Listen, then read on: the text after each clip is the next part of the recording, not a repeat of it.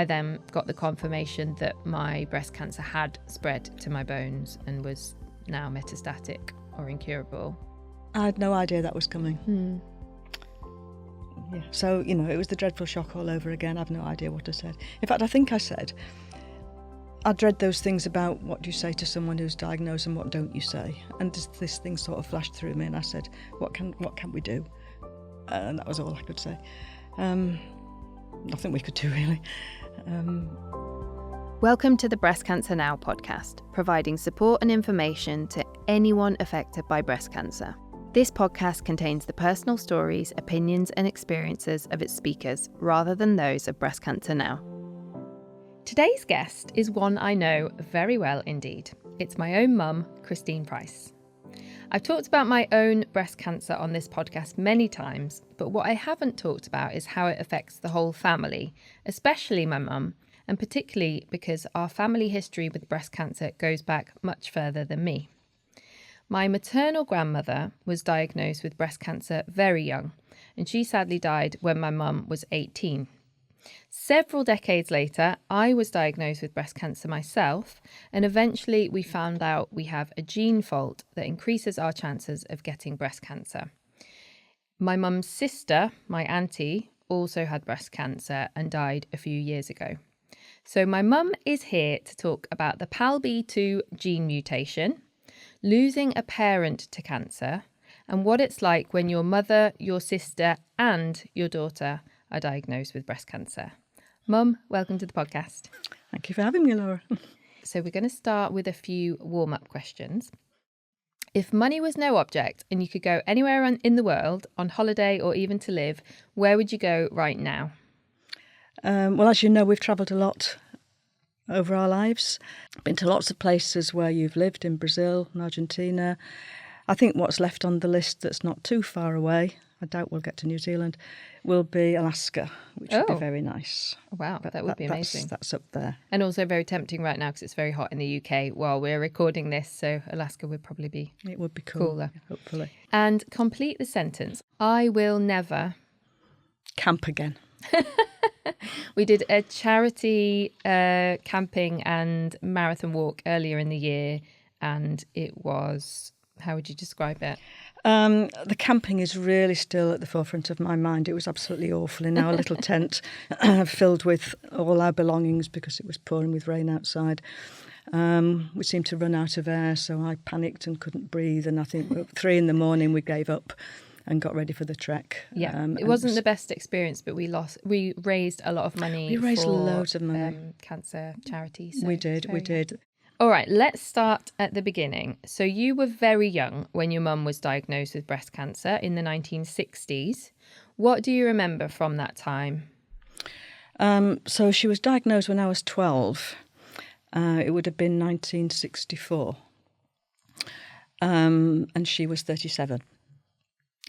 To answer that question, I have to go, because it affects it, I have to go back to when I was 6, because when I was 6, my sister and I were sat down in the front room of our little house by our parents, and they told us they were getting divorced, which was a shock. And Heather was nearly 5 years older than me. Heather's your sister. Heather is my sister. My auntie. Your auntie. And she cried, so I didn't really understand it, but I cried. And from there... my mum and my sister moved out into a flat a mile or 2 up the road, and I stayed with my dad in the house. And I used to see my mother at that time on the weekend, and Hetty used to come and see our dad. I vividly remember that time being 6 when we were told about the divorce, but when I was told about my mum having cancer at 12, I have no memory, no recollection of when or how I was told. And thinking about it, I think it must have been by letter, because we didn't phone up, but we wrote letters all the time. You could post a letter in the evening and it would be there next day in those days, yeah. And then you would reply. So we wrote lots of letters, and I think that's how she must have told me, looking back. But it somehow just infiltrated itself to me, so I knew about it, but the memory of being told is there isn't one. I do remember when I was about 13, and Heather and I, my mum, went on holiday. I think it might have been to Cornwall, and it was hot, and Heather and I were swimming in the sea, and I tried to get my mum to come in, and she was saying, no, I can't. And then she sort of acknowledged that she'd had an operation, which I think I knew about, but I don't think it had really sunk in because I didn't live with her, and I wasn't aware of all of the situation evolving and when things were happening. And did Heather explain it to you later in your life? Did she remember more about that time? Because she was living with your mum. And she was 5 years older. Yeah. So, yes, she remembers a lot. So what did Heather tell you about your mum's diagnosis? So your mum was 37, your mum, Hetty, who my middle name is named after. So she was 37 when she was diagnosed. She had surgery. Was she able to have any other treatment? Yeah, so she had surgery first. That was a radical mastectomy. And then she had radiotherapy, and they're, as you know, localised treatments that work very well, but they don't prevent it from coming back. And there was no chemotherapy. There was no chemotherapy. I think chemotherapy was probably in its infancy. It was there, but I don't think it was routinely used for breast cancer, and she definitely did not have it. We didn't even know about it, I don't think. So that was her treatment at the time. Heather, my sister, can't remember what drugs she had, but I do remember her partner, my mum's partner, telling me that at the outset she was given 6 months to live. Her first diagnosis? Her first diagnosis, oh, wow. yes, and she lived 6 years. Wow. She had very bad osteoporosis, so it was very painful. She fell and she fractured her pelvis, and then 18 months before she died, she had her pituitary gland removed. Right. And that did give her 18 months that she probably wouldn't have otherwise had. That's about as much as I know, and that's probably what Heather knows and could remember because that was what was relayed to me. You don't remember any information about the cancer coming back or spreading, or what happened in the later stages of her life? I don't remember when it happened or being told. My nanny, my mum's mum, spoke to me. I'm pretty sure that she was open about it, but I don't have much recollection of conversations. And she died when she was, what, 42? 43. 43, and I'm 43 now. Yes. So to think that, she was my age now when she died is kind of crazy. I mean, even the fact that she survived for 6 years back then without having chemotherapy is pretty amazing, although she did have the surgery. Yeah. But you were 18 then, so you were an adult, more or less, a very young adult. What do you remember from her dying or from around that time? I think I was quite an immature 18-year-old, and I had my life where we lived. And I did go and see her, but I regret that I didn't spend much time with her. I got to see her more when I could have, but I think, sometimes teenagers are a bit selfish, aren't they, and think of their own lives, and I think I always thought, as we always do, there's the rest of your lives. Yeah. Did you know that she was dying, though?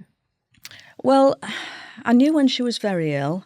My mum was always very slim, and I remember seeing her when she was really, really thin. And then I remember seeing her, which I think was later on, and she ballooned up, and I'm told that was steroids. Yeah, done that to her.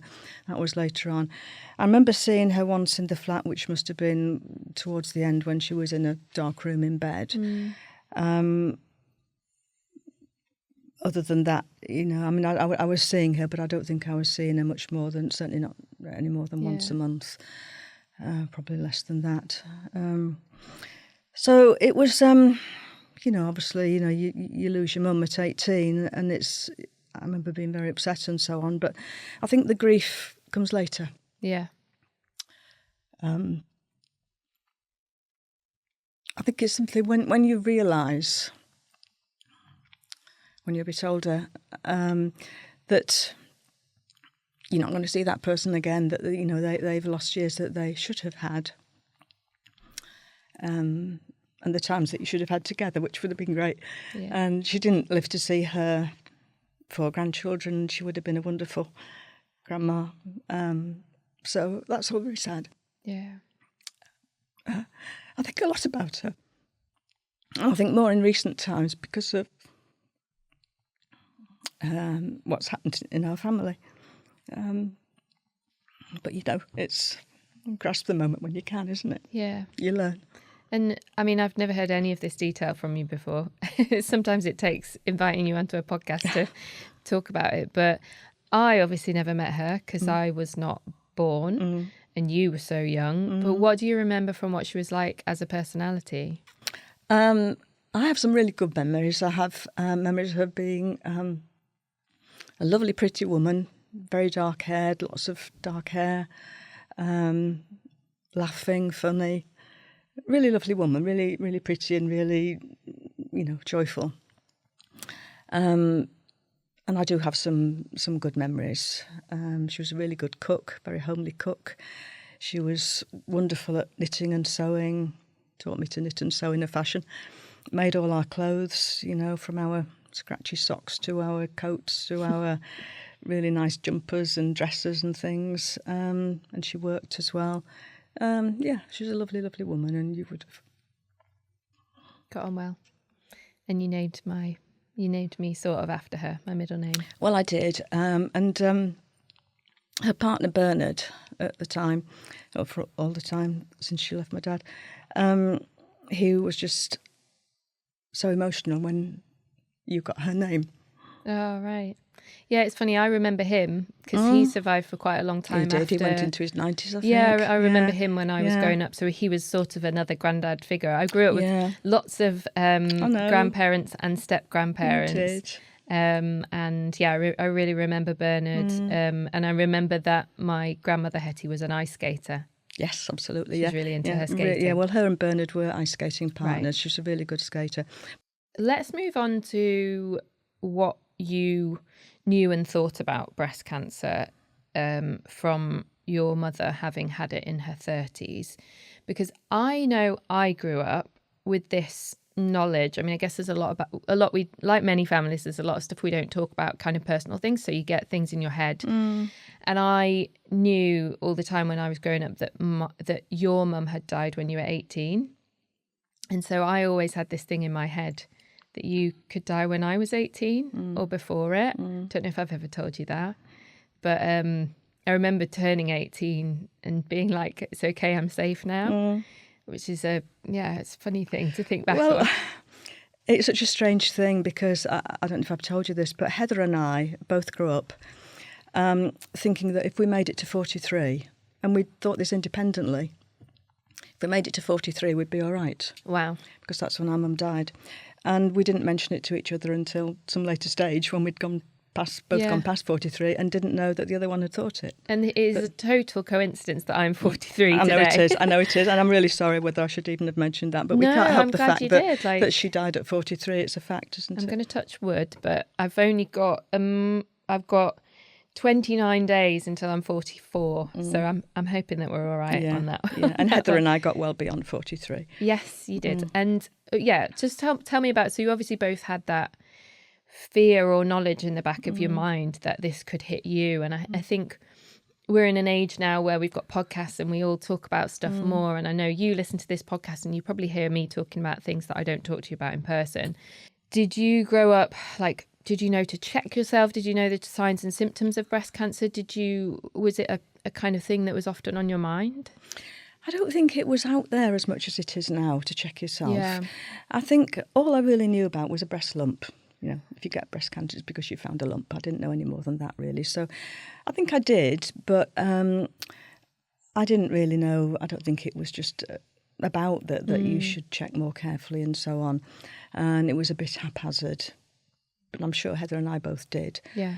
I mean, I think that's been until very recent that people have... I mean, a lot of people still do think that you have to have a lump to have breast cancer. And of course now there are lots of campaigns with breast cancer now and with Copperfield talking about all the different signs and symptoms you can have. It could be in your armpit, you can have swelling, you can have discoloration, you can have leakage, there are skin puckering. There are so many different signs and symptoms. But yeah, lump is the one that we always sort of have in mind. So we're skipping forward a few decades now.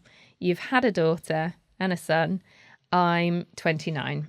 So we're going back to 2012. And I went to live in Argentina.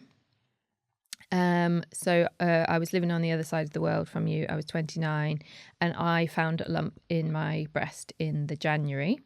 And I went to have a mammogram and an ultrasound in a hospital in Argentina. And I have to say, as soon as I found that lump, I thought breast cancer. I know a lot of people say, oh, I thought it would never happen to me. And they find a lump and think, oh, it definitely won't be cancer. For me, as soon as I found a lump, I thought, definitely breast cancer, because, you know, my grandmother had it in her 30s. And I knew that, even though I didn't know many details. So I went straight away to get it checked out, and I had this mammogram and ultrasound, and the doctor there in Argentina said it's 99% certain that it's a fibroadenoma. It should go away on its own within 3 months, but if it doesn't, you could always go back. He didn't say definitely go back, but he said you can come back in 3 months. And that's when I contacted you. So I didn't want to worry you and say I found a lump in my breast, because I thought you would automatically think breast cancer. So a few months after finding that lump and being told it was a fibroadenoma, I then moved to Ireland, as you do, and very much encouraged by you, I went back to the GP. Almost didn't go to the GP in Ireland because they told me it would cost €60 to see the GP in Dublin, and in the UK we don't have to pay to go and see the GP. So I was like, oh, I'm not going to pay €60 to be told again what I've just been told, which is that it's a fibroadenoma. But it hadn't gone away, so I did go back. Thanks very much to you for encouraging me to go back and get it checked out again. I was told the same again, that it's probably nothing, probably not cancer, but we'll refer you to the hospital to get some tests. Then I waited, I think, 4 weeks. I know it's different in the UK. There's the 2-week pathway. I don't know how it is in Ireland now, but this was 2012. So I waited 4 weeks. Then I had a hospital consultation. They said the same again, it's probably nothing, but we'll put you through for tests, but non-urgent tests, because they didn't think it was anything to worry about. And then it was, I think, a 6-week wait. And then I had the mammogram and the ultrasound again. And that's when they said, okay, we're just going to do a biopsy just to make sure. And there and then they pulled me in for a biopsy, a core biopsy, which is where they put the big needle in to check the lump. And then they said, you'll get your results in a week. And during that week, I didn't worry at all, because I thought, I've been told by so many people that it's nothing. So I really didn't think it was going to be cancer then. I remember I did an 8K run that week, and I was really active, doing all sorts of things. And then I went back on the Friday in June 2012, and that's when they said it was cancer. And I remember calling you shortly after finding out that news. What do you remember from then? I remember more of that day, because you told me about the appointment that day for your results. Right. And I didn't think it would be breast cancer either. You know, again, they'd said they expected it to be a cyst or fibroadenoma. Yeah. So I wasn't expecting that at all. But I was expecting to hear from you. I think your appointment had been late morning or something, and I expected a message to say, yeah, everything's fine. And I didn't get a message. And I was at home. Your dad was away in Brazil working. By coincidence. By coincidence, yes. And I didn't get this call from you or a message from you. So I messaged to say, is everything okay? I was getting worried by then. Still didn't think it was going to be breast cancer, but I was getting worried that it was something more serious, because you hadn't called. And then eventually you rang me and you told me, which was a dreadful shock. Just weren't expecting that at all. I have no idea. I think I asked you to explain what they'd said, and we tried that.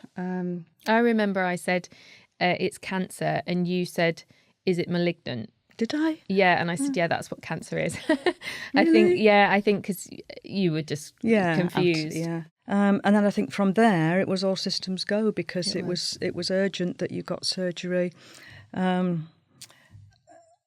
And you were in Ireland, you weren't on the NHS, so it was a question of, I think I got on with some practical things, phoning the Christie, getting you booked in for surgery. You'd already got some scans booked in Ireland the following week, a bone scan and a CT scan, which I went with you to. Yeah, so you were amazing then. You definitely kicked into action mode, and I think you did lots of the breaking the news. Do you remember, so my dad was away. You told him over the phone? I did. I thought about whether to ring him. And I thought that if it had been me that was away, I would want to know. Now, whether that's the same with somebody else, but I did ring him. And I think I rang Philip, your brother, that day. I don't think I probably rang anybody else that day. It was all geared up to try and get things moving with booking my flight to Dublin and getting things organised with the hospital. So you flew over to Dublin, and actually, because we are who we are, we did a rooftop German techno exercise class at the company where I was working at the time. Very active. I didn't feel like I had cancer. I was, I felt physically fit and healthy. But there was the worry in my mind that I'd found the lump 4 months earlier and that it had been quite delayed. So I definitely did feel that urgency to have the surgery. But what happened basically over the next 6 to 8 months is I moved back in with you in Huddersfield so that I could I transferred to the hospital in Manchester, basically moved back in with my parents at 29, turning 30, started having chemo just after my 30th birthday. I think we delayed it by a week. I was turning 30, you were turning 60. So we had your 60th celebrations just after I lost all my hair. I remember I was wearing a wig. And I was basically a child again because you and my dad took me to all the appointments, came to chemo with me every time, and came to all the consultations and everything, went through everything with me, I think. What was that like for you, having your 30-year-old daughter back at home again and looking after me? I think we were a bit like a sealed unit. We just wanted to do what we could for you in a practical way, which we did do. I remember getting up at I had a little book. I've still got the little book of things that needed doing, practical things. Like I had to be up at into your room at 6:30 with your steroids and some ginger biscuits to eat with them or something like that. And just, I think the practical things you can do and help with. What was the really hardest bit was the support in a mental and emotional way, which I don't think we were very good at. Still not very good at. But yeah, I think we did do things. You did have friends around to see you. I think you had a couple of people that came to stay, but largely we were very, very scared about infection. Anywhere we went, we were worried about somebody in the queue that in the supermarket that coughed and anything like that. We're just so worried about when you're on chemotherapy, and it was strong for you. We couldn't take a cough or cold home, so they were concerns. I remember starting to use hand gel at that time, and this was long before the pandemic. Yeah, but I've been paranoid about germs ever since then, since 2012, when they warn you so strongly that you're susceptible to any kind of people's coughs and colds, and it could really affect you. So I've always been germ phobic since then, I think. Yeah, very wise. And I do remember it was during the 2012 Summer Olympics, and I remember us watching some of the races on the TV in the hospital whilst I was having chemo. I particularly remember, I don't know if it was my first chemo, when we were watching the Brownlee brothers in the is it the triathlon that they won? These Yorkshire brothers, anyway, they got gold in the 2012 Olympics. And I remember it being so emotional because the three of us were there, just the chemo's dripping into my arm, and we're watching. Do you remember that? I do. And Philip was once mistaken for a Brownlee brother. Oh, was he? Yes, because he was a cyclist and looked a bit like them. I do remember that because I think you actually went to one of the events, and then later, I did. The day before your second chemotherapy treatment, you went to the Paralympics. Yeah. And Dad and I were just out of our minds trying to talk you out of it because we didn't want you going, being prone to infection and being on your own, and we thought you were not strong enough. But you went and you came back the same day. Yeah, I went to see Ellie Simmons, the swimmer, and she won gold, I think, and that was one of the most emotional, amazing things I've ever seen. So I'm very glad that I did go to London. I sold some of my tickets though, so So over the next 10 years, we're going to skip forward a decade again. Over the next 10 years, I was given the all clear pretty much as soon as I had my surgery. And I went away, got a new job, did lots of travelling, both with work and not with work, moved back out of home after those 6 months with you, I think. And I think there was always, for me, in the back of my mind, this fear / idea that the cancer could come back at any point. I think also because I made friends with quite a lot of people in the community, partly through Copperfield, the charity, and I did know people whose cancer came back after getting it really young, and some of them died, and so it's always present in your mind. But what was that? Did you also have that fear? What was that period like for you? I think I was still a bit naive, but I did have more fear than I used to have. I do remember, I think it was 2013, and you were at home after you'd had radiotherapy, and I'd read a book that a girl called Lisa Lynch had written. Yes, the C word, I think it was called. She had cancer very young. And I'd taken this book back to you in your bedroom, and you said to me, she's died, don't you? I think at 28 or 30. And I didn't know, and that was a shock, and it brings it home to you that these things can and do happen. And I knew about your involvement with Chris and Maren Allinger and the stories, and Copperfield was great because you made friends there that were young like you and had similar illness to you.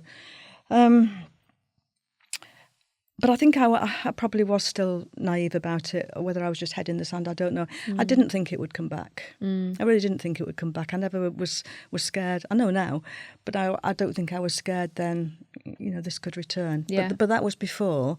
It was before my sister was diagnosed, and it was before we knew about the gene mutation. Yes. Well, we'll talk about your sister in a moment. But did my having breast cancer when I was 29, you were 59, did that make you more vigilant of breast health as well for you? Did it make you worried about, and did you also change, were you having mammograms then? I was having mammograms then.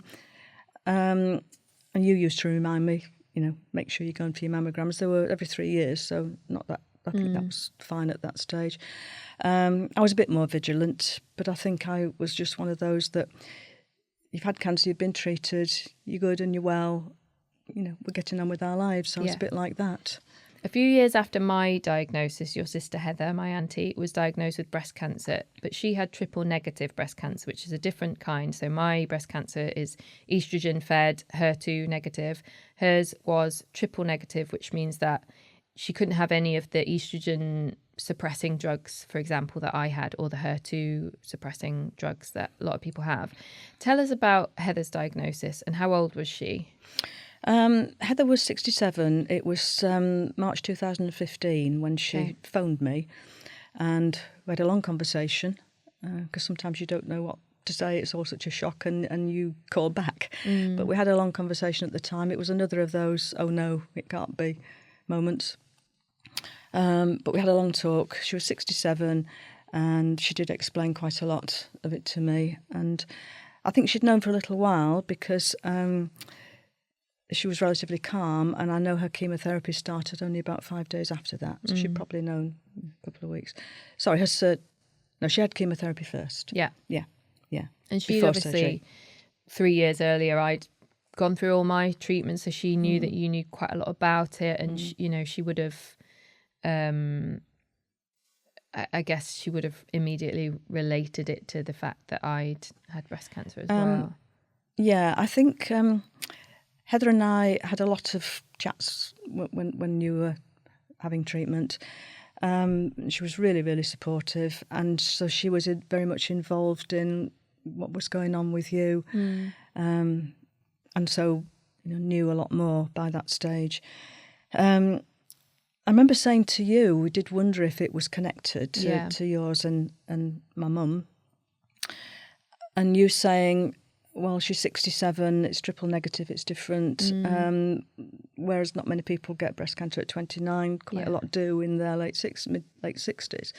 So it could just be that it's not related at all. And for context, so in 2012, when I got my diagnosis, I had the BRCA gene test. So we went for genetic counselling.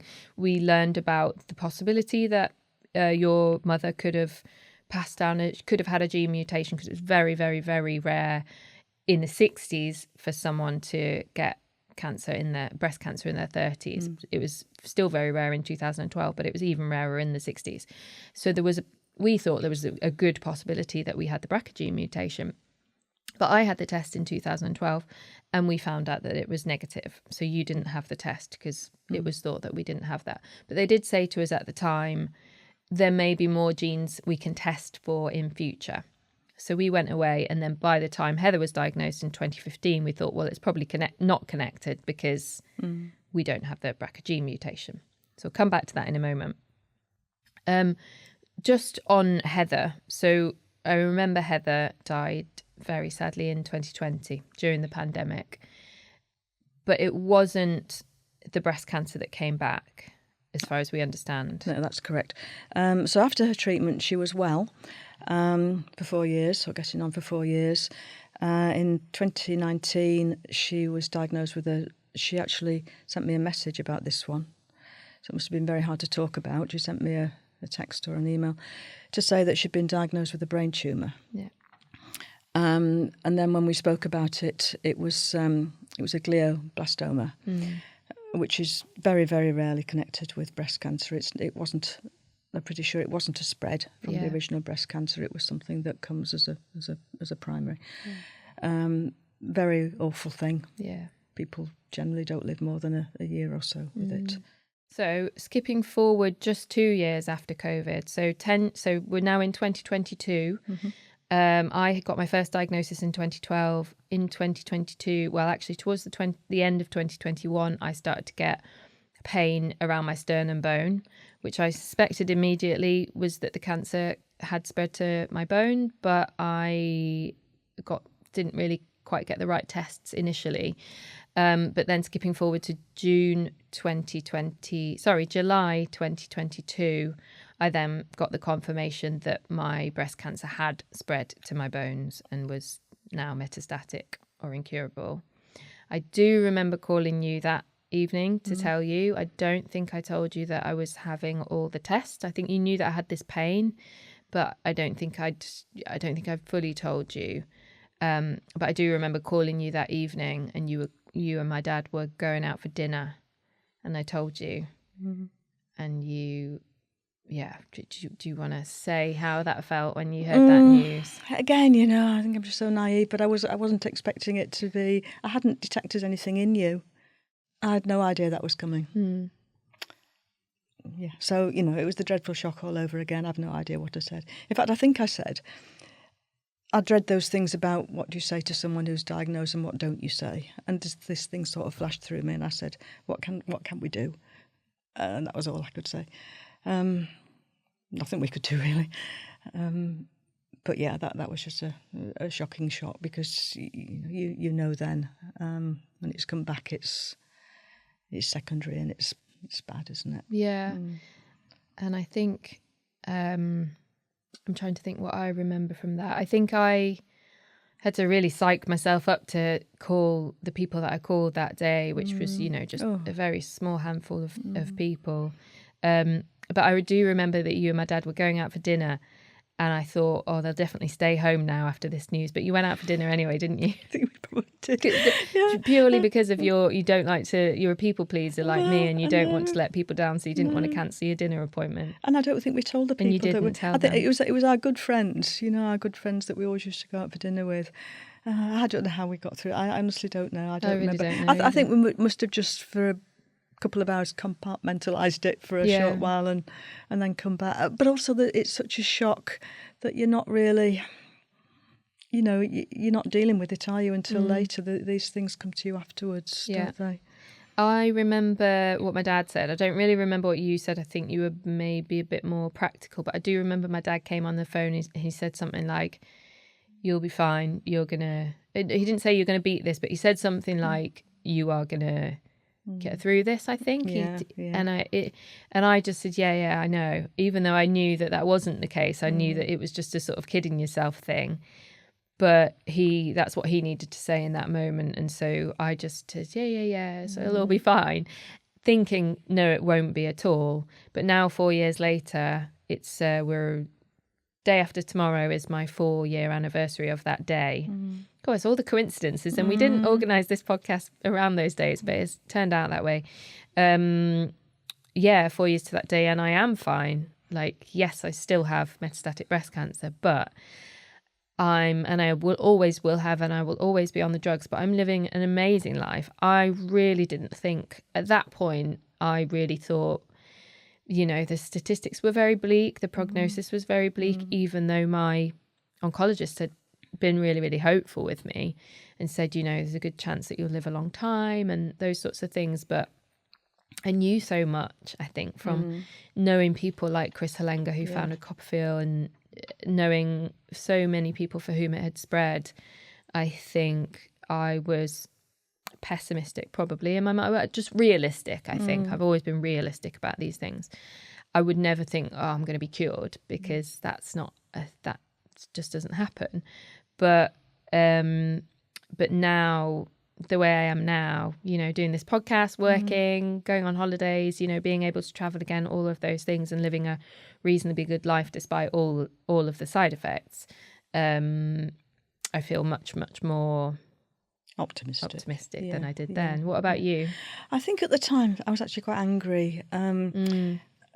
When people were just lovely, but telling people, and I'd heard of these statistics as well that you were quoted, and I was just angry that it just shouldn't be. I think Dad's words would have been because he was convincing himself you were going to be fine.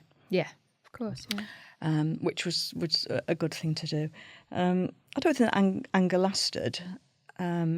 It was then a case of dealing with it. But I like you, I think by that point I was much more realistic. And I know it's there, and you can't get rid of it. But it is.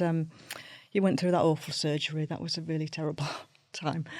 All that pain and everything, and the emotion afterwards of not being able to exercise, not being able to work, and all those things that really get you down. Yeah, that upset me. But you were told that you'd probably not be able to swim again. You were a great swimmer, but I actually wasn't. I probably exaggerated that. They just said I wouldn't be able to do front crawl quite as I did it before. Yeah, it wasn't like you'd never be able to swim again. No, not as well. But you can, and you can do everything that you've always done, really. And I think it's a question of getting on with your life. And we see that you get on with your life, and so we do with ours. Yeah. I think maybe with chemo when I was 29, and with the treatment that I have gone through from 39 onwards, and with the surgery and things, you having a mother who had been through this, a sister who had been through this, and now a daughter going through all of this twice. How does that make you feel as the person who hasn't had cancer?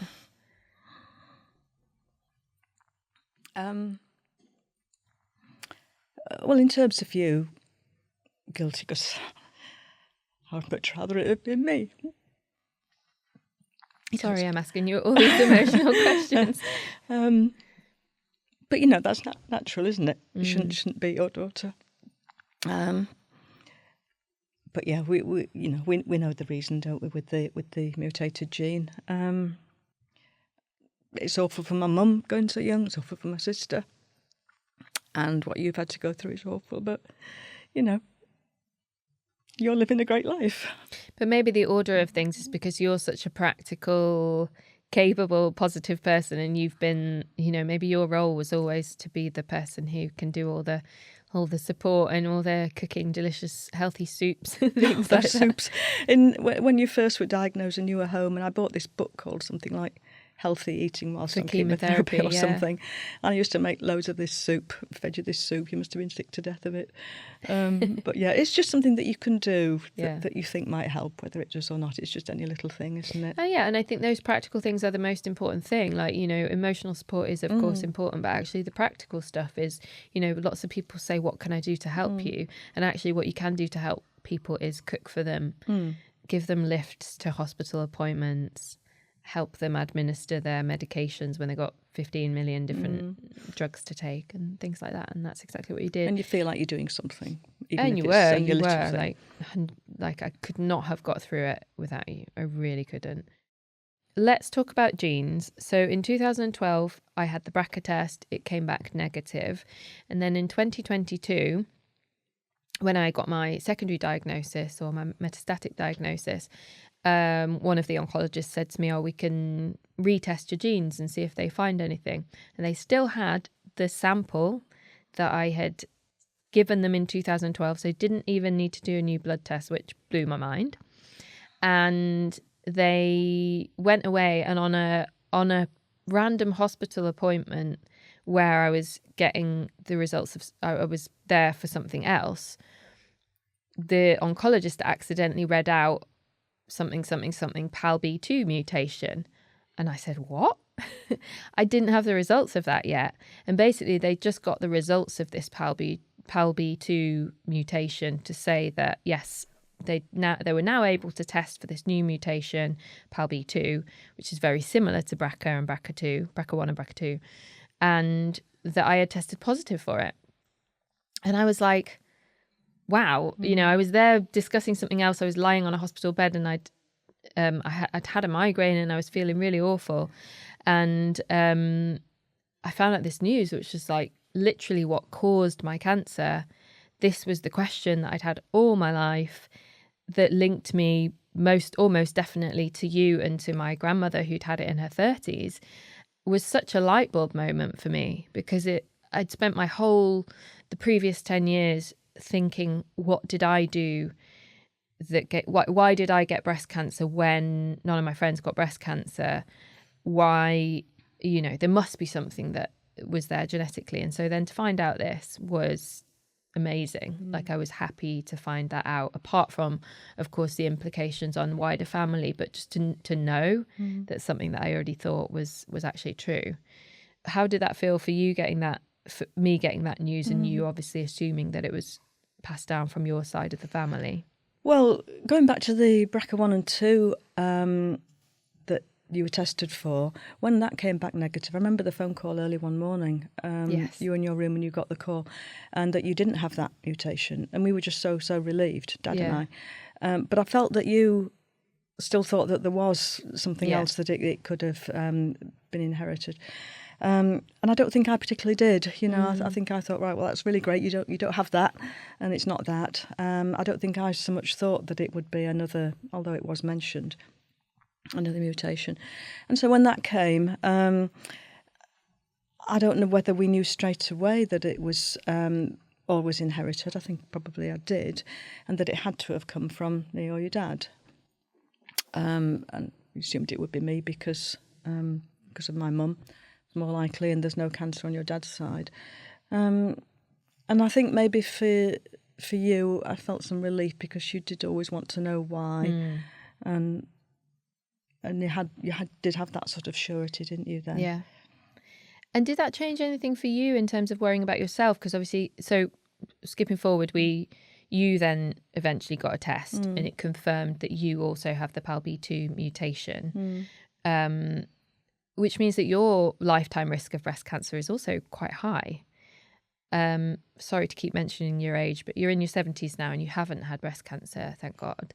But has it made you extra vigilant? I know you have the annual mammograms now, don't you? Well, I do, and I have MRIs as well. So I got the diagnosis quite a long time after you. I think yours was probably, was it August?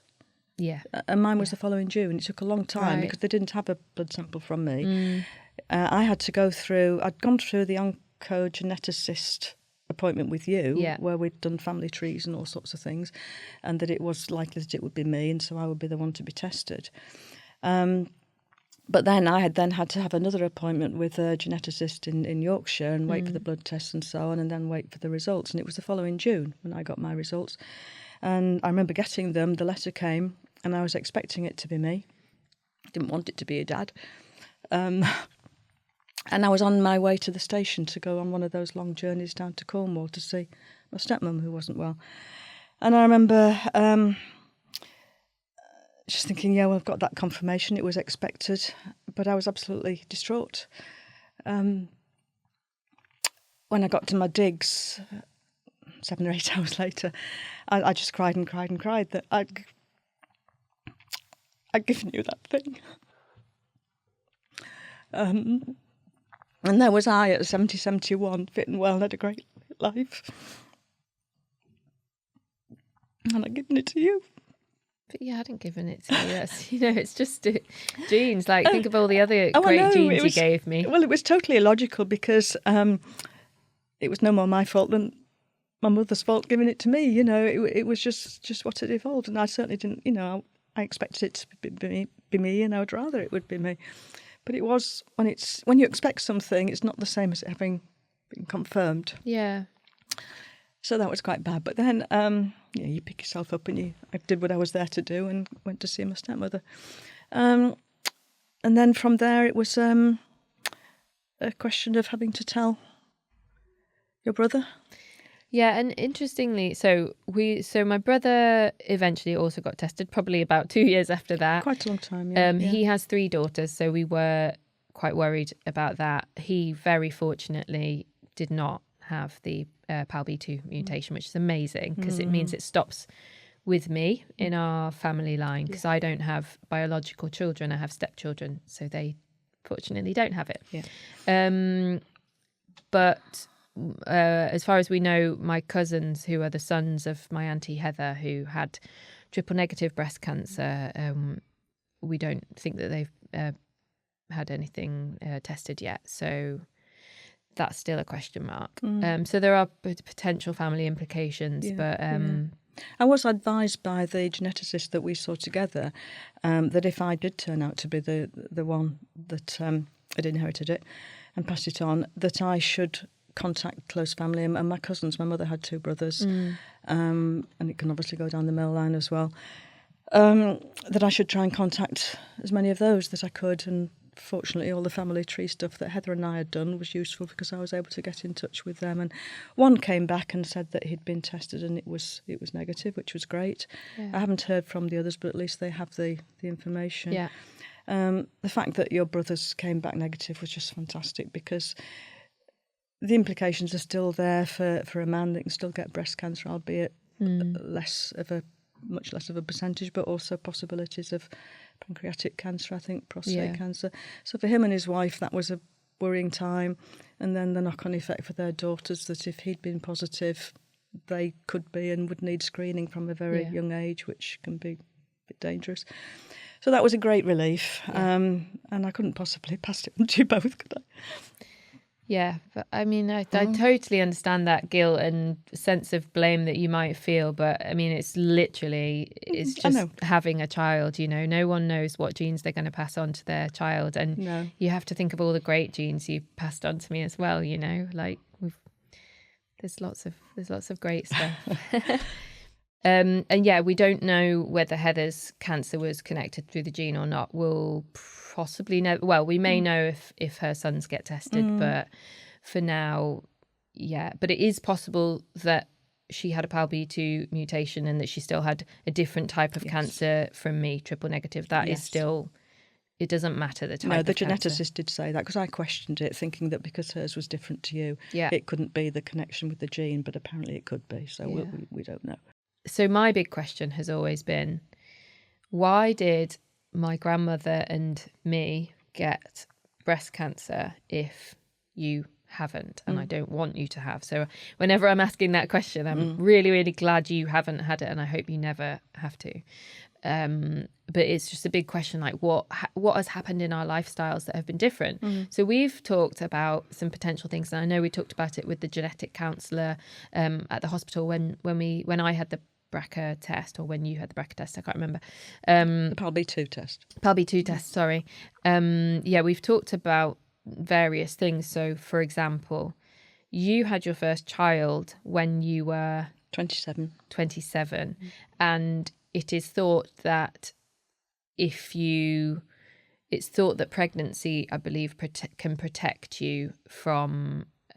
Something to do with the estrogen levels in pregnancy can protect you. So I was told in 2012, very unhelpfully, that if I had children by that age, 29, I might not have got breast cancer, which was an incredibly unhelpful thing to have been told, because I was single, I hadn't had children, and I might never have children after that diagnosis that they told me about. And there they were saying, if you had children, you might have had breast cancer. So that wasn't great. But so you had children by the age of 27, which could have been protective on your genes, but there's not that much difference between 27 and 29. So another thing is city living. So by the age of 29, I had lived in big cities for the best part of a decade. Yeah. Whereas, what was your lifestyle like at that age? Did you... In my 20s? Yeah. I lived in Bristol for some while, about 8 years there, but not in the centre. I think in terms of the pregnancy, my mum was only 20 when she had Heather, so she was very young to have a first child. So exactly, that sort of discounts that one. Yeah. Breastfeeding, I suppose, I think is maybe meant to help there if you have a child youngish and breastfeed. But she was a smoker. Right. She's quite a heavy smoker. Yeah. And smoking is a big risk factor in breast cancer as well, if you have a gene mutation. So it's not that if you smoke you're going to get breast cancer, but if you already have a gene mutation and you're a smoker, yes, actually that would have increased her chances. Well, I'd say all the other things that would have protected her, she did right. So she had her first child very young. She was a healthy, fit person. She used to skate and do all sorts of things. She ate well. She cooked home things because we didn't have fast foods then. She was, I think she was slim. The only thing I can think that wasn't right was the smoking, but it could just be bad luck, couldn't it? We just don't know. Yeah, of course. Luck is always a factor. And when I mention city living, I'm talking about smoke, fumes, toxins, Sao Paulo, all the big toxins that you can get from living in a big city. Again, it's just a small risk factor, but it is a thing. It is. The other one for me is alcohol. Yeah. So I did drink quite a lot from my late teens to my late 20s. I always pretended to you that I didn't, and I barely drink anything now, but I definitely did drink quite a lot from quite a young age. Never smoked or anything else, but always probably quite a lot of alcohol during that time, and so I do have a guilt with that.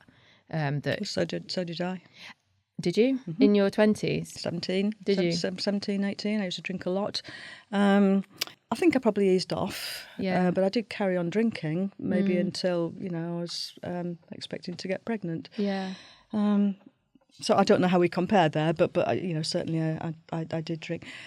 I don't know whether you're going to mention it, but I think there's the stress level too. Stress, yeah. I mean, stress is a big one for me because I feel like I went through a lot of stress with work in my 20s, and I've always had my own suspicions that there could have been stress in my life that contributed to the cancer, but everything I've heard since then is that there's no evidence to link stress with breast cancer, and that in fact it's not a contributing factor. Well, that's good then, isn't it? Yeah. But we'll never know. No, we'll never know. Since having breast cancer at 29, it's completely changed my, I guess, perspective on life, in the sense of, I've always thought life could be short, so whatever I want to do, I'm going to do it now, and that's what drove me through my 30s, I think, and what drives me now in my early 40s. Has it had a positive effect on you in a similar way, would you say? I think for me and your dad together, we've tried to make sure that we do what we want to do. You don't know how much time you've got, so you. We've always been savers, but been careful. But now if we want to have meals out, go on holidays, we'll have as many as we want. We buy what we want. Within reason. Within reason, most definitely. And I think we know to do things while we can. Yes. And what have you learned about breast cancer over the last few years of having it in our lives? Oh, I've learnt such a lot because I knew virtually nothing. I think all I knew about breast cancer, even though my mother had it, was that you probably have treatment which makes you sick. You probably lose your hair, might make you infertile. I knew nothing more than that, really. I've learnt such a lot. I've learnt a lot certainly from these podcasts, all the things I've read, all the things you've been through. Still those that I don't know, I'm sure, but I do know a lot about it now that I didn't. And how's it affected you listening to these podcasts and also reading a lot of the stuff that I've shared online over the years? The reading has been very emotional. I think, knowing how you felt, and it just brings everything back of what there's been. And I sometimes come across photos of you when you're in your 20s and carefree, and I can't look at those. But I think, so the reading is hard. The podcasts I do find them emotional, but I find them really, really good to listen to. Sometimes I sit and watch and listen. Sometimes I just have them on in the kitchen and then I just listen to it in the background. I've got a lot out of those. I enjoy every one. Thank you for being such a loyal listener. Yeah, well, they are quite emotional because it's so close to home, but yeah, they're good to listen to. There's a lot of, I try my best to share hopeful stuff on here as well. Definitely. Yeah. Oh, there always is, and the ones I've listened to of the CEO and the two women, and there's always fun and a bit of joy there, isn't there, as well? And I know you just said that you looked at the photos of me in my 20s and I was all carefree and joyful and stuff, but I actually think I'm more carefree now than I was in my 20s, because in my 20s I was all career. I was very serious about, I didn't know how to take time off. I didn't know how to rest or relax. I didn't really know the meaning of the word rest in my 20s. It was all about my career and working all the hours. And I think in the years building up to my breast cancer diagnosis, I was working 12, 14, 16 hour days a lot of the time, and I really wasn't resting or taking time, whereas I'm the total opposite of that now. And I obviously still work hard, but I really know how to rest, and I really give myself a break when I need a break. And I think a lot about, I really prioritize things like holidays, whether it's just a day off work and going for a swim in my local town, so please don't think that that's very good to hear. I think it's the looking at them and thinking that was that girl that should have had a whole life ahead of her in the way that she'd hoped, and that wasn't to be. But I know that you do everything that you get enjoyment from now, and really do live a good life with Mark. And you keep in touch with all your friends, old and new, and your family. And I have a great life. You don't need to worry. You're a wonder. And so my dad has obviously been absolutely amazing throughout everything as well. You've both been so supportive and so there for me over the years. What I know you can't speak entirely for him, but what do you think has been his experience of breast cancer with us over the last 14 years? Well, there's a few things I remember. When you were first diagnosed, there was the question of perhaps freezing your eggs, and it was a really difficult decision to make. We knew, we'd been told it would be a dangerous thing to do, or could be, because it would increase the estrogen, which was not good for you with your cancer. And but there was very little time to think about it, because you had to get on and have the surgery and then the chemotherapy. And there was no help. We were really in a dilemma with that. But Dad was very clear-headed and said, well, there's really no point doing that. If in doing that, it's probably going to, make you more ill and you could die.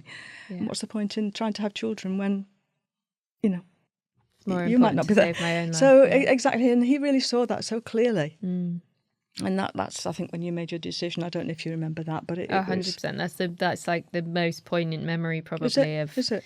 Yeah, of like probably the hardest weekend of my life. I would say. Yeah. And him saying that. Not him saying that, the trying to make that decision. Because actually what they say now is that it is safe to freeze your eggs before chemo if you have an estrogen sensitive cancer. It's obviously all done in a very controlled manner, and it depends on the person and the age and everything, but there are lots and lots of people who do that now. But back then they didn't necessarily say it was dangerous, but they said we just don't have enough statistics and evidence to say how it will affect you. And it still was a choice for me, but I think in choosing to have frozen my eggs, I would have to delay chemo, and we'd already had a delay to my diagnosis of 4 months, so I knew that this lump had been there for 4 months, and I just thought I was worried about taking longer to go through this egg freezing process. And I didn't know until the very last minute what I was going to do, whether I was going to go for it or not. And it was totally my dad saying that, putting it into perspective and saying, what's the point in trying to make sure you can potentially have a child many years down the line if you're not there to look after that child. And it was that, and I've never regretted making that decision. No, absolutely. I remember advice. That very clearly, all the dilemma of that time, and him just coming out with that. And it was really clear-headed and sensible and the right thing to do, I think, yeah. And then I remember a few days after you were, going back to how he felt, a few days after you were diagnosed, and I went round to see our neighbours who we'd known for decades and knew very well, and telling them, and we were all a bit upset, and Ian said, and how's Tony? That's my dad. Your dad. And I just said, well, it's his daughter. And they did have kids, but they knew it shouldn't be your daughter. But over time, I think, we were just talking about this the other day, that we don't really dwell on it. It's always there. We know it's there. But we don't normally actively worry. We worry when it's scan time. Yeah, you probably have more scanxiety than me. We have a fair bit, I think. It's because you're waiting for the results, and you're waiting for the call or the message from you, and so that's quite difficult. But that has to be done. We appreciate that that's done. You also know that my track history is not to tell you if there's anything wrong, so that you wouldn't know about it until there is bad news. Well, I don't know, but but yeah, we did say together that we don't actively worry, really. We don't dwell on it too much. We know it's there. We know it'll be there, but we do largely get on with our lives. And Dad talks about it to quite a lot of people. That's good. He does chat about it, and that's good. And I think the more open you are, the easier it is to talk, really. Definitely, yeah. What is the one thing you'd like listeners to take away from this episode? It's different for everybody, I suppose, isn't it, really? I think you just deal with it how you can deal with it. I think listening to these things is always good, because you get to know more. All of the resources are there now, which weren't there.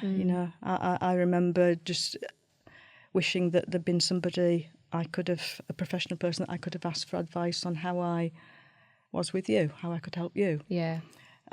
Which is there now, isn't it? Yeah. All those resources are there now, and I think it's maybe being aware that they're there. It's asking for help. Treatments are kinder, knowing that, well, a bit kinder. And just having people that you can now raise absolutely anything with, really, because all the resources are there. I think they are. Yeah. Well, thank you so much. I know it's been very emotional going through all of these quite traumatic things and diagnoses and things in the past, but it's been amazing to have you on and to just share this really personal story. So thank you, Mum, Mum, you, Laura, for coming on. Thank you for having me. If you enjoyed this episode of the Breast Cancer Now podcast, make sure to subscribe on Apple Podcasts, Spotify, or wherever you get your podcasts. Please also leave us a rating or review on Apple Podcasts, and perhaps recommend it to someone you think would find it helpful. The more people we can reach, the more we can get Breast Cancer Now's vital resources to those who need them. You can find support and information on our website, breastcancernow.org, and you can follow Breast Cancer Now on social media at Breast Cancer Now. All the links mentioned in this episode are listed in the show notes in your podcast app. Thank you for listening to the Breast Cancer Now podcast.